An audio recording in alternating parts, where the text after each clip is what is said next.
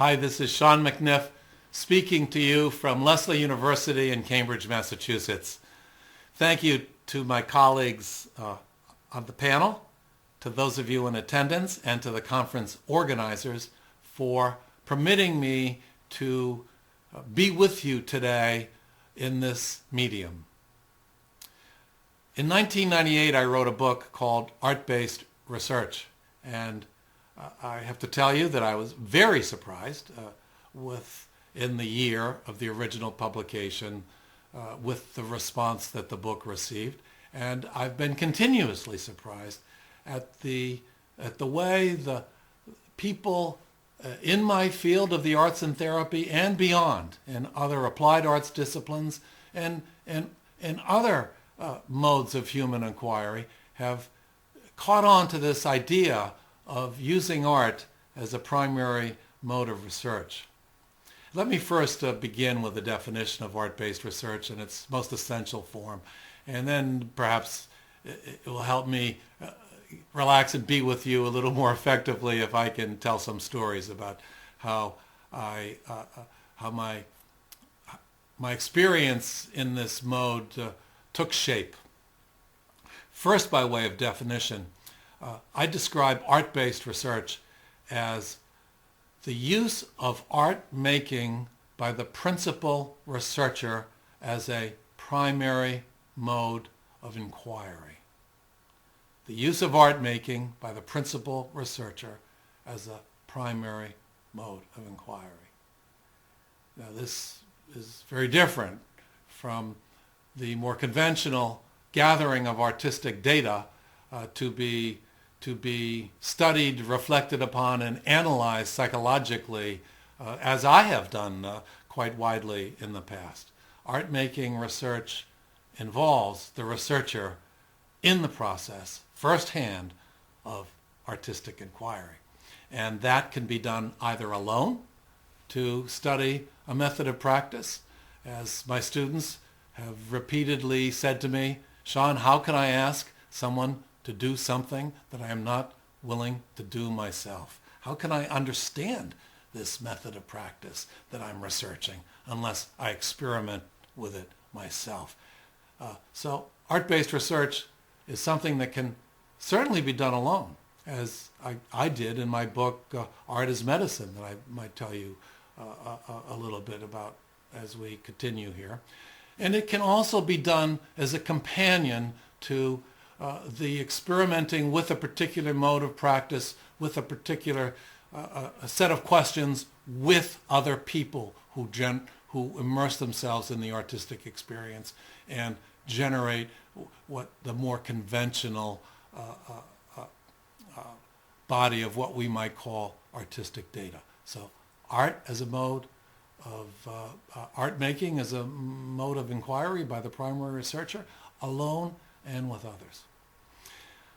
I crystallized myself this notion of art-based research in the 1990s, actually probably early 1990s, based on experiences that I had with graduate students starting in the early 1970s. And in 1973-74, at a very young age, I was able to establish graduate programs at Lesley University in Cambridge that offered the first studies in integrating all of the arts together in psychotherapy, and interestingly enough, all of the arts together in education. In the early years, those programs were inseparable from each other. With their growth and success, they've, as most universities do, been separated and siloed off. But both programs were grounded in this fundamental notion of artistic knowing. As my Jesuit professor used to say to me, he was Herbert Rogers, he was a theologian. He said, "Shaun, reason is a wonderful tool, but it can only go so far. Words can only go so far in accessing the deepest questions and problems and difficulties of human experience. And human history is a testimony to how reason is complemented and furthered through what the arts can do and helping us with those, as Nietzsche said, those most intractable problems. As he said, how can I, if I can't do something with these challenges and difficulties, I'm lost. And of course, it was through art that he not only healed, but transformed these challenges and difficulties into new realms of understanding. I mean, this is part of the tradition of art-based research.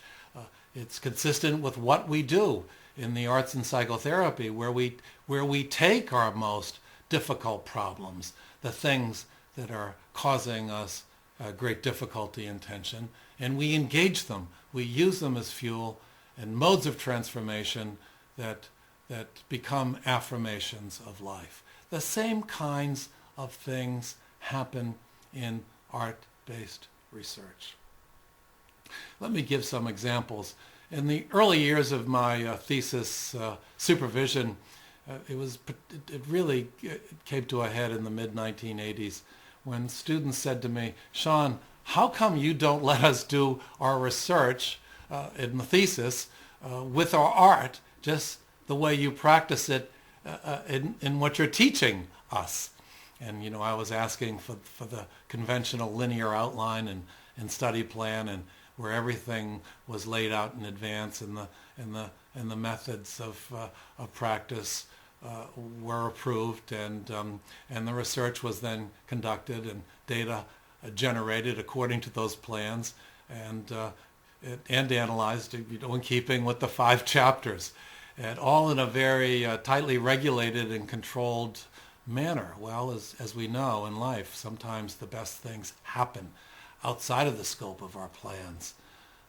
Things emerge, and this happens especially in the arts. Art might begin with an intention, a feeling, a sense of where we need to go, a felt sense of what needs to happen. It's often grounded in a discipline, but it does not operate according to roadmaps and plans, nor fixed methods. And this perhaps is the most daunting challenge of art-based inquiry, because very few are willing to submerge, immerse themselves in what John Keats called negative capability, uncertainty, not knowing the end at the beginning, which is the essence of artistic practice, where the best things happen often contrary to our plans, in opposition to them, and in very surprising ways. Now, this is the way of art. It is a way where the methods are infinitely variable, where the outcomes are not necessarily replicable, because art is characterized by infinite variations of style. But at the same time, the results as they're generated and the learning can be used by others. The basic method of practice is something that can be adapted by others and used within the context of their personal styles.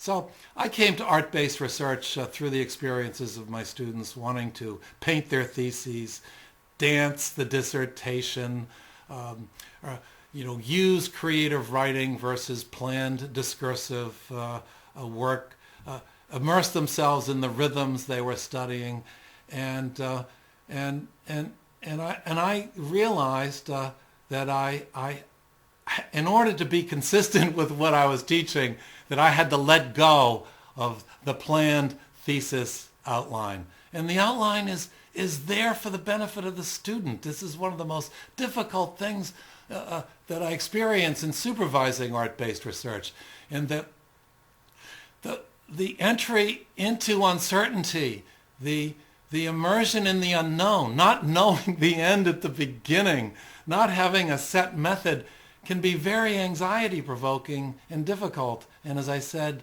it's a place that most are hardwired to resist. And I must say that I do everything within my power to try, and let me underscore the word try, to help student researchers alleviate these tensions. I draw upon past experience and describe how art-based research is always empirical, and I liken this to the chemist working in a laboratory. Empirical in that the arts are engaged with physical action.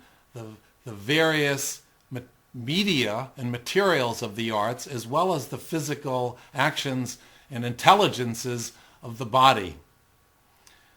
As I mentioned earlier, I describe how art-based research is always personal and how it generally involves experimentation with particular methods of practice, with the goal of understanding them better or perfecting their use by ourselves and others.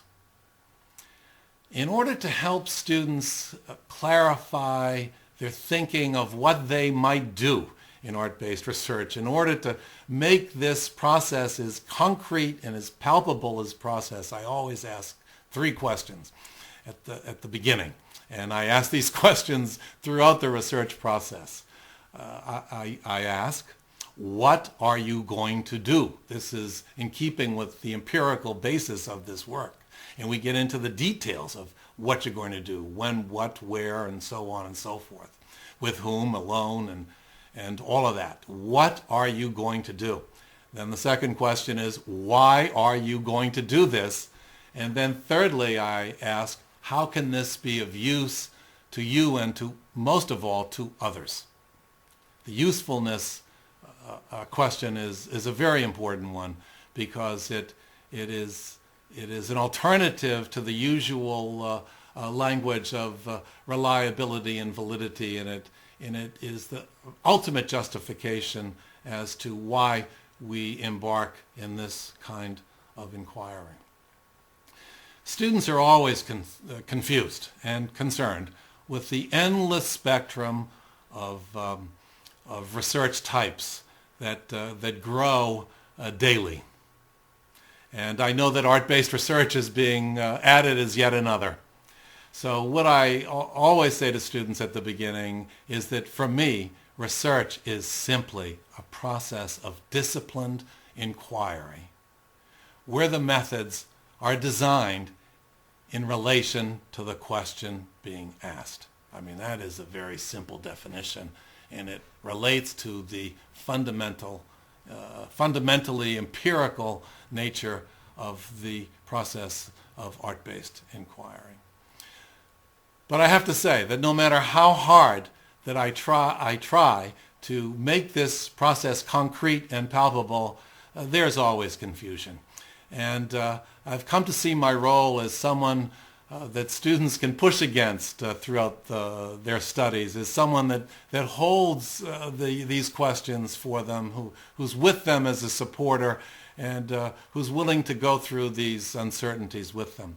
I might add that one of my most memorable and probably most formative thesis experiences was with the student, and I know other supervisors can relate to this, who struggled with me the most and with the process the most.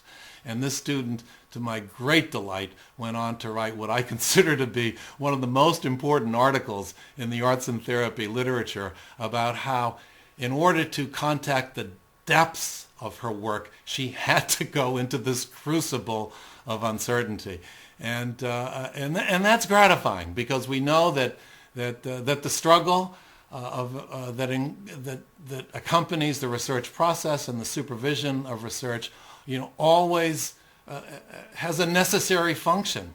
That it is, as Jung would say, it has a purpose.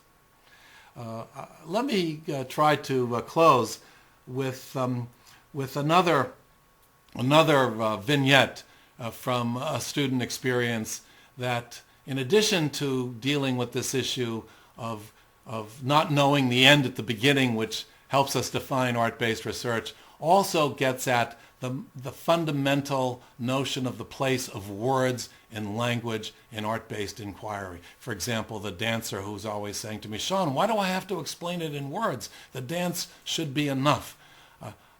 I must say that I respect the place of words in art-based research. to the extent to which, as I said earlier, art-based inquiry can complement what we can know in words, words can also complement but not necessarily replace the outcomes that happens in art-based inquiry. In the mid-1980s, I had the great opportunity to work with Janice Shapiro, who came to Israel, where I first met her. She was living in Jerusalem then, from Cape Town. And from Jerusalem, she then came to Cambridge to study with us at Lesley University, and I was her thesis advisor. Janice set out to do an art-based research before I, as I said earlier, crystallized this notion of art-based research.